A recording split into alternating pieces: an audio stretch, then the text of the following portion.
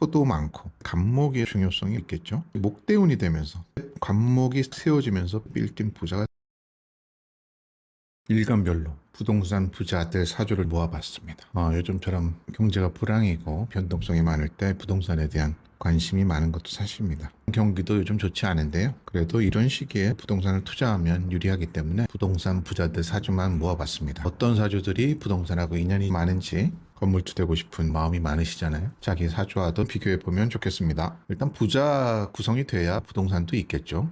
그 중에서 특징을 꼽아보자면 토가 필요한 사주들이 부동산하고 인연이 좋습니다. 토는 말 그대로 땅이잖아요. 토지 투자에 유리한 사람들이 많습니다. 이 사주를 보면 여름에 태어나가지고 화의 세력들이 많아서 극신강한 것을 알 수 있습니다. 극신강한 사주에는 임수도 중요하고 일지에 있는 축토도 중요하겠죠. 이 축토 안에는 신금이 들어있기 때문에 작용이 좋은 것을 알 수가 있습니다. 기본적으로 정임합을 하고 있기 때문에 공직 생활을 하면서 축토, 식신을 통해서 식신생재하고 싶은 사업에도 마음이 있으신, 그리고 축토 따라서 토지 투자로 돈을 버신 분의 사주가 됩니다. 토가 나한테 필요하고 좋은 역할을 하면 토지 투자 이런 것하고 인연이 있다고 볼 수 있겠습니다. 그 다음에 목이 필요한 사주도 있어요. 목이 필요한 사주들인 경우에는 토나 목을 직업으로 삼는 경우도 많이 있습니다. 그 부동산 건설과 인연이 많은 직업군하고도 인연이 있습니다. 자, 이 사주를 보면 토가 많습니다. 습하고 축축한 토가 많이 있어서 갑하고 오화의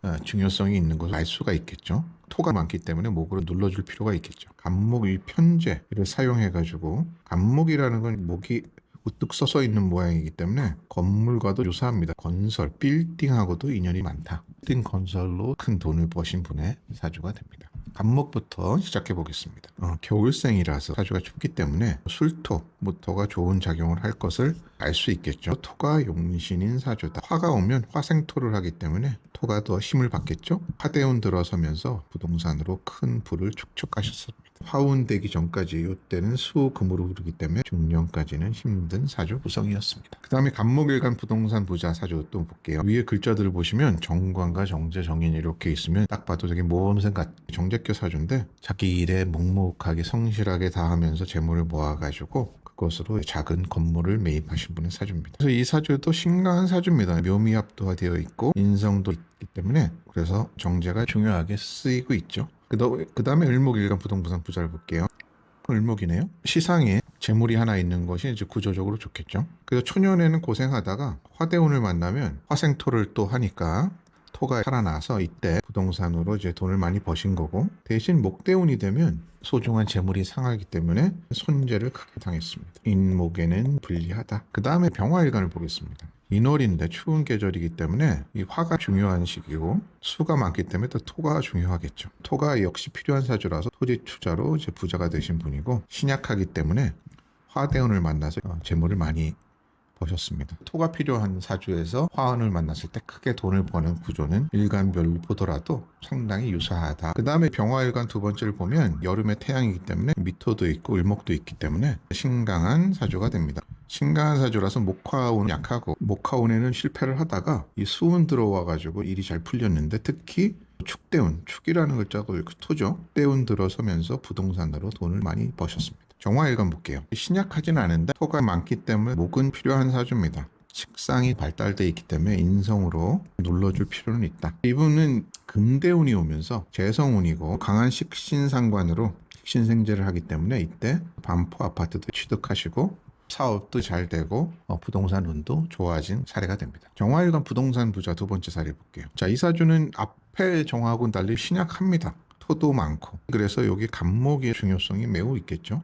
그래서 목대운이 되면서, 목이라고 하는 건 아까 이제 간목 얘기했지만 빌딩이잖아요. 그래서 이때 간목이 세워지면서 이 토지 위에 잘 세워진 빌딩이 돼서 빌딩 부자가 되셨습니다. 신약하기 때문에 겨울에는 불리합니다. 그래도 수생목을 하기 때문에 금대운이 제일 불리하겠죠. 무토일간 첫 번째 남자 사례를 볼게요. 토가 중중하고 신강합니다. 그래서 화대운은 신강한데 화는 좋지 않겠죠. 이분은 목대운이 되면서, 목은 나의 관성이고 목대운의 토 위에 작은 빌딩을 올렸던 분입니다. 신강하기 때문에 이 목도 잘 써먹을 수 있다. 무토일간 두 번째를 볼게요. 무토가 있는데 토생금을 하니까 식상이 매우 강합니다. 식상을 눌러주기 위한 이 병화가 되게 중요하죠. 신약한 나를 도와주기도 하고 이 강한 금을 녹여야 되는 그래서 화토용신입니다. 그래서 반포 아파트 거주하시고 토지 부자이신데 신유년에는 식상이 병신합을 통해서 합하기 때문에 종이한 용신을 묻기 때문에 이때 무리하게 투자해가지고 손재수를 크게 당했습니다. 어떤 경우라도 소중한 용신이 무력화되는 운은 좋지는 않습니다. 기토일간 부동산 부자를 볼게요. 봄에 기토라서 이 신약합니다. 묘미합도 있고 을목이 있고 묘목이 있으니까 심약하니까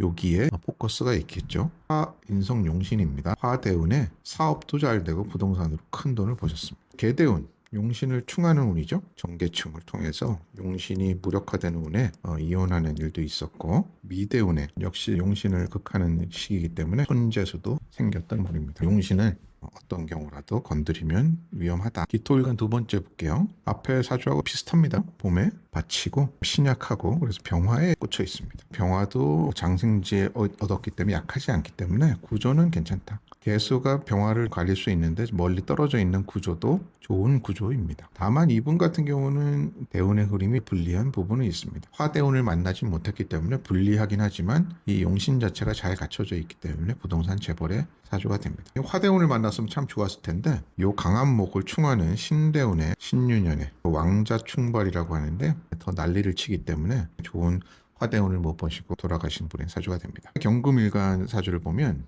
매우 신강하죠. 간여지동에다가 신금이니까 매우 신강합니다. 신강한데 그래도 화가 튼튼하다. 그리고 임수가 있다. 금생수, 수생목할 수 있는 수가 임수가 있는 것이 상당한 장점입니다. 수가 없다 그러면 요 간목이 강한 금에 의해서 다칠 텐데 금생수, 수생목으로 목을 잘 키울 수 있는 사업가의 구조를 가지고 있습니다. 그래서 수대운은 사업적으로 상당히 유리한 흐름이고 이 겨울 수대운의 간목에도 잘 자라나서 빌딩으로 돈을 버시는 분의 사주가 되는 거죠. 한 글자 차이로 운명이 많이 바뀌는 거죠. 경금일간 두 번째 사주를 볼게요. 겨울이기 때문에 화에 무게중심이 들어가 있습니다. 따뜻한 화와 토가 있으면 좋은 사주가 되겠죠. 화운을 만나면 부동산으로 돈을 벌었고 이렇게 재성이기 때문에 금세운에는 손질을 당하신 그런 사주가 됩니다. 신금일간 볼게요. 자, 이 사주도 금이 세잖아요. 극신강합니다. 임수가 이렇게 시주에 있는 것이 의미가 있죠. 수운을 만나면 수가 목을 키우기 때문에 재물운도 유리해지겠죠. 을축대운에 수생목하고 축토 편인의 운에 토지 보상으로 졸부가 되신 분의 사주입니다. 강한 목이 와서 충하는 이때 손재수는 크게 당하셨다고 합니다. 자, 이분은 천간에는 수가 없지만 그래도 해수가 지지에 있는 것은 수생목할 수 있는 구조는 되겠죠. 진대운이 되면 신진합을 하기 때문에 토이기도 하지만 수생목도 되는 운이기 때문에 부동산 투자로 돈을 많이 버셨고 기대운에는 갑기합을 해서 재산이 묶이기 때문에 좀 이때는 이제 좋지 않고 묘대운 들어서 해묘합으로 식신생재하고 해묘합으로 목이 커지기 때문에 다시 부동산 사업으로 돈을 크게 버신 운입니다. 인대운은 좋을 것 같지만 강한 신금하고 충을 해버리기 때문에 이때는 손재수를 입습니다. 임수인간을 보겠습니다. 여자분이고요. 이분도 조가 괜찮죠. 금생수, 수생목, 목생, 수기유행.